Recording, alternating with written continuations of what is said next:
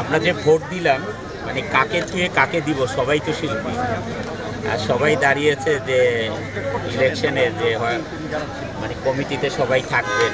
মানে ভোট দেওয়ার সময় খুব কষ্ট লাগছিল, মনে হচ্ছিল সবাইকে দিয়ে দিই। মানে না না ওরকম করি নাই, 11 জন আর ওইখানে যাদের যাদের দিতে হবে মানে ওইভাবেই দেওয়া হয়েছে। মানে আমার এমন মনে হচ্ছিল যে সবাইকে, সবাই তো শিল্পী আমরা। আর এবার আমার সত্যিকারে খুব ভালো লাগছে এত সুন্দর নিরাপত্তা দিয়ে ভোটটা মানে সম্পূর্ণ করা হচ্ছে। এটা সত্যিকারেই মানে এইভাবে ভোট হলে ভোট গণনার পরে কোনো অবজেকশন থাকবে বলে আমি মনে করি। ইভেন দো আমরা যখন ঢুকছিলাম তখন মানে ওইখানে ক্যামেরা তো লাইভ ছিলই, প্লাস হচ্ছে আমাকে গ্লাস নামাতে বলে, গ্লাস নামাই পুলিশ ভাইরা কথা বলে যন্ত্রী ইয়ে করতে হবে, বডিগার্ডকে এখানে রেখে যেতে হবে। আমি বডিগার্ডকে রেখে যাই এখানে।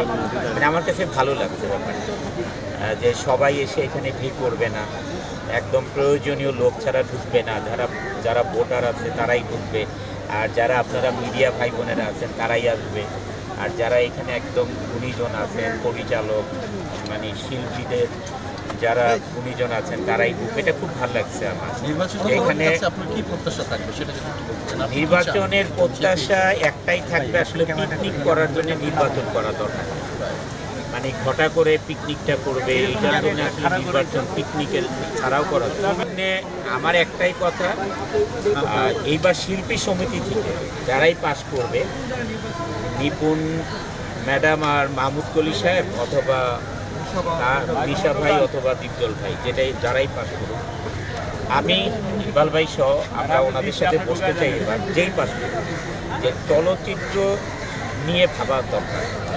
দুইটা কাজ করতে হবে, একটা হচ্ছে শিল্পী সমিতি থেকে প্রডিউস করতে হবে, মানে শিল্পী সমিতি সিনেমা বানাতে হবে, নাম্বার 1। আমি এটার উদ্যোগ নিব।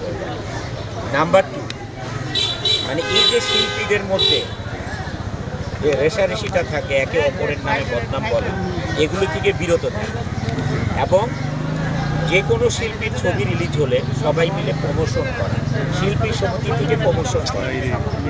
শিল্পী সমিতিতে যারা পাস করে তারা অনেক সময় নেগেটিভ কথা বলে, আমরা এই ছবিটা আগে দেখবো তারপর অন্য ছবি দেখবো, এগুলি বলা যাবে না।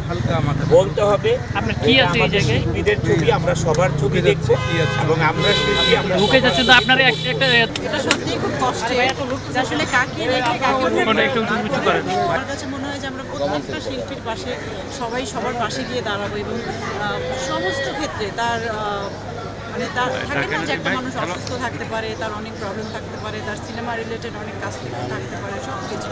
তো আসলে আমরা চাইবো যে যারাই আজকে পাশ করুক, সেটা মিশা ভাই বা মাহমুদ কলি ভাইয়া যেই পাশ করুক না কেন, আমরা চাইবো যে তারা যেন সবসময় শিল্পীদের পাশে থাকে। কারণ আমার কাছে একটা জিনিস শুধু এখন মনে হচ্ছে যে কেন এখানে দুইটা দল, কেন একটা না, কেন সবাই এখানে অনেক রেসপেক্টেড কিন্তু পার্সন আছে শিল্পীদের মধ্যে, যারা তাদেরকে আসলে আমার মনে হয় একজনকে মেনে আমরা তাকেই শুধু প্রেসিডেন্ট বানিয়ে দিয়ে তাকেই আমরা আসলে ফলো করতে পারি, নির্বাচন না হয়। Thank you.